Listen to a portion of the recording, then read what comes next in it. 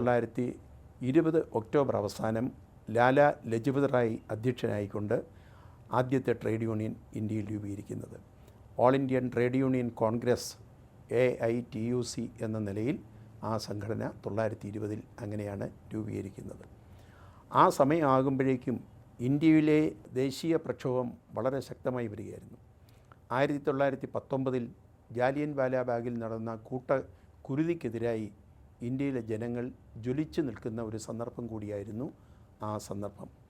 പഞ്ചാബ് സിംഹം എന്ന പേരിൽ അറിയപ്പെട്ടിരുന്ന വ്യക്തിയായിരുന്നു ലാല ലജ്പത് റായ്. ബ്രിട്ടീഷ് ഗവൺമെൻറ് നിയോഗിച്ച സൈമൺ കമ്മീഷൻ ഇന്ത്യയിലെ ജനങ്ങളുടെ പ്രതീക്ഷയ്ക്കൊത്ത് ഉയരാത്തതുകൊണ്ട് തന്നെ സൈമൺ കമ്മീഷൻ ഗോബായ്ക്ക് എന്ന മുദ്രാവാക്യം വിളിച്ചുകൊണ്ട് ദേശീയ പ്രക്ഷോഭം ഒരു പുതിയ തലത്തിലേക്ക് പോയി.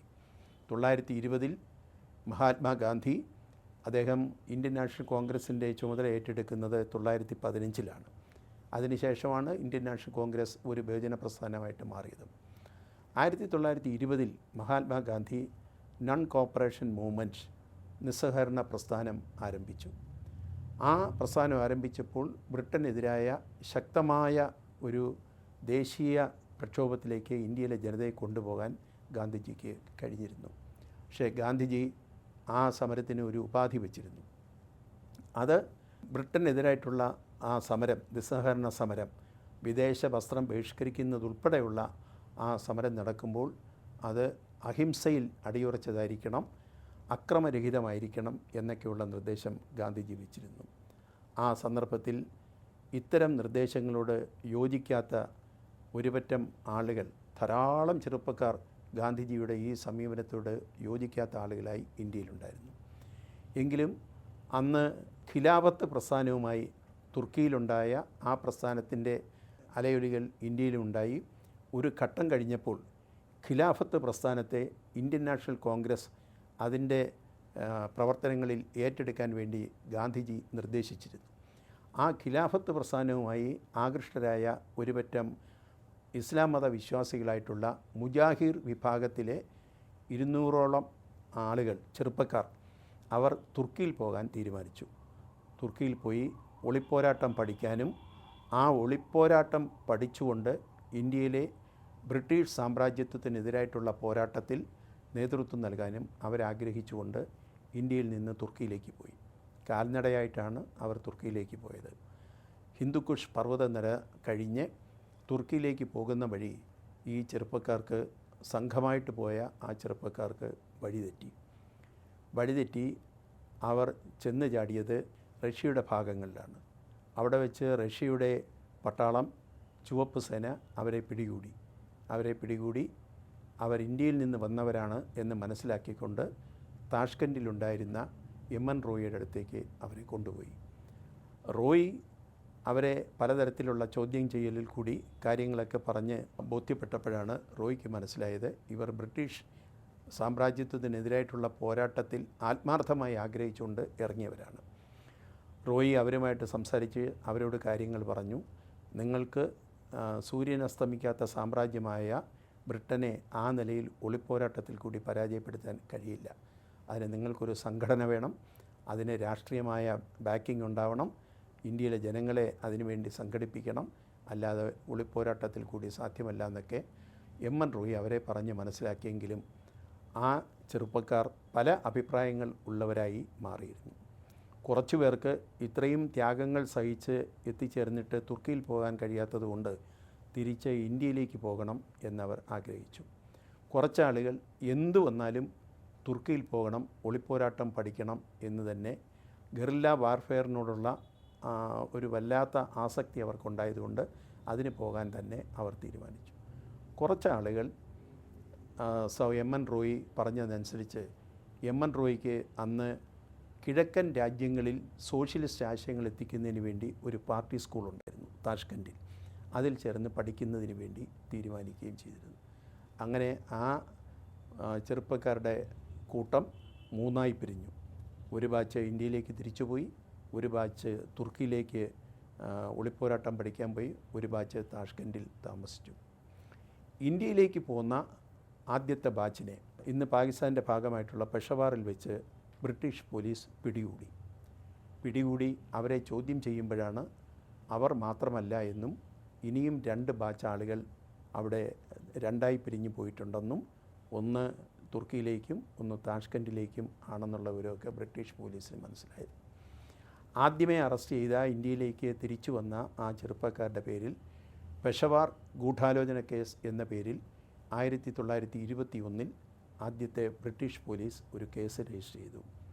പിന്നീട് ഒളിപ്പോരാട്ടം പഠിക്കാനായിട്ട് തുർക്കിയിലേക്ക് പോയ ആളുകൾക്ക് തുർക്കിയിൽ പോലും പ്രവേശിക്കാൻ കഴിഞ്ഞില്ല എന്നുള്ളതാണ് വസ്തുത.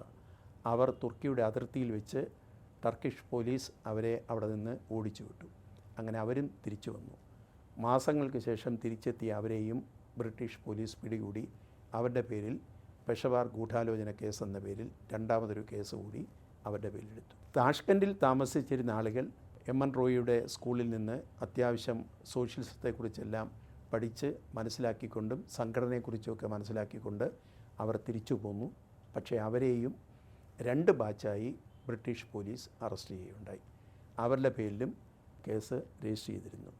അവരെ എല്ലാവരെയും ഈ പെഷവാർ ഗൂഢാലോചന കേസ് എന്നുള്ള പേരിൽ 4 കേസുകളിലായി അവരെ എല്ലാവരെയും ബ്രിട്ടീഷ് കോടതിയുടെ മുമ്പിൽ ഹാജരാക്കി. അതിൽ കുറേ പേരെ വിട്ടു, കുറേ പേർക്ക് ചെറിയ ശിക്ഷകളൊക്കെ കൊടുത്തുകൊണ്ടാണ് അവരെ ജയിലിലടച്ചത്.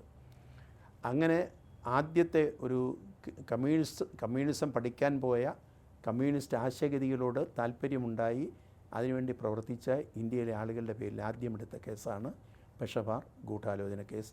1921 ഉണ്ട്, 1922 ഉണ്ട്. എന്നാൽ അതോടുകൂടി ധാരാളം സോഷ്യലിസ്റ്റ് ആശയഗതിക്കാരായ ചെറുപ്പക്കാർ ഇന്ത്യയിലുണ്ട് എന്നുള്ളത് ബ്രിട്ടീഷ് പോലീസിന് മനസ്സിലായി. ആ സന്ദർഭത്തിൽ കമ്മ്യൂണിസ്റ്റ് ആശയഗതിക്കാരായ ചെറുപ്പക്കാരെ വ്യാപകമായി വലവീശി പിടിക്കുന്നതിന് വേണ്ടുന്ന പരിശ്രമം നടത്തിയിരുന്നു.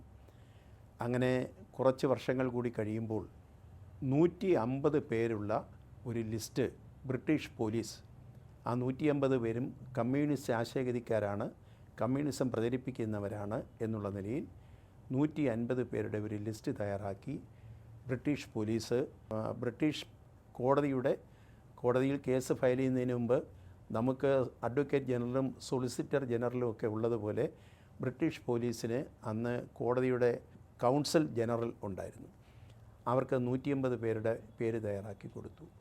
കൗൺസിൽ ജനറൽ അതെല്ലാം പരിശോധിച്ചതിന് ശേഷം അതിൽ വേണ്ടത്ര തെളിവുകളില്ലാതെ ബ്രിട്ടീഷ് പോലീസ് ലിസ്റ്റ് തയ്യാറാക്കി കമ്മ്യൂണിസ്റ്റുകാരാണെന്ന് ആരോപിച്ചിരുന്ന അതിൽ പലരെയും ആ ലിസ്റ്റിൽ നിന്ന് ഒഴിവാക്കി.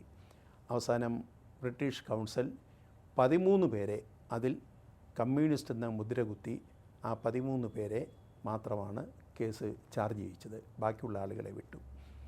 ആ 13 പേരിൽ എം.എൻ. റോയി ഉണ്ടായിരുന്നു, എസ്.എ. ഡാംഗെ ഉണ്ടായിരുന്നു, മുസഫർ അഹമ്മദ്, ബംഗാളിലെ മുസഫർ അഹമ്മദ് ഉണ്ടായിരുന്നു, സത്യഭക്ത ഉണ്ടായിരുന്നു, ബനാറസിലെ നളിനി സെൻഗുപ്ത ഉണ്ടായിരുന്നു.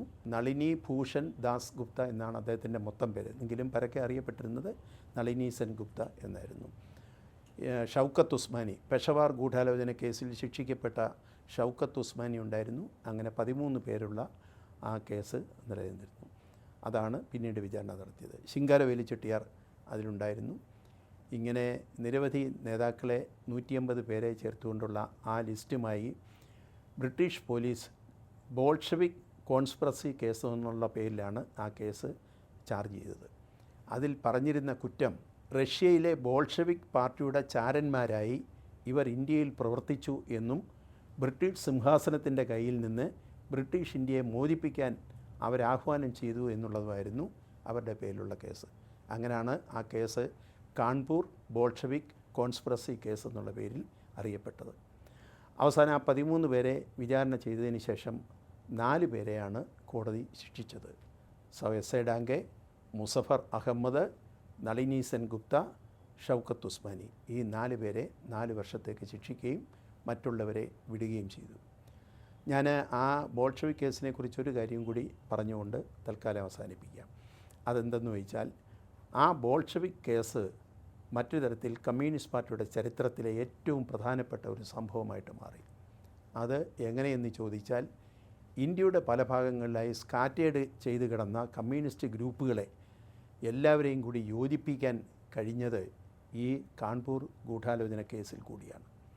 ബ്രിട്ടീഷ് പോലീസ് 150 പേരുടെ പേര് തയ്യാറാക്കി മദ്രാസിലെ, കൽക്കട്ടയിലെ, പഞ്ചാബിലെ, ലാഹോറിലെ, ബോംബെയിലെ, ബനാറസിലെ, കാൺപൂരിലെ ഇവിടെയൊക്കെയുള്ള കമ്മ്യൂണിസ്റ്റ് ഗ്രൂപ്പിലെ ആളുകളെ എല്ലാം കൂടി ഒരുമിപ്പിച്ച് കൊണ്ടുവന്നപ്പോഴാണ് അവർക്ക് പരസ്പരം കാണാനും പരസ്പരം ബന്ധപ്പെടാനും ഉള്ള അവസരം കിട്ടിയത്.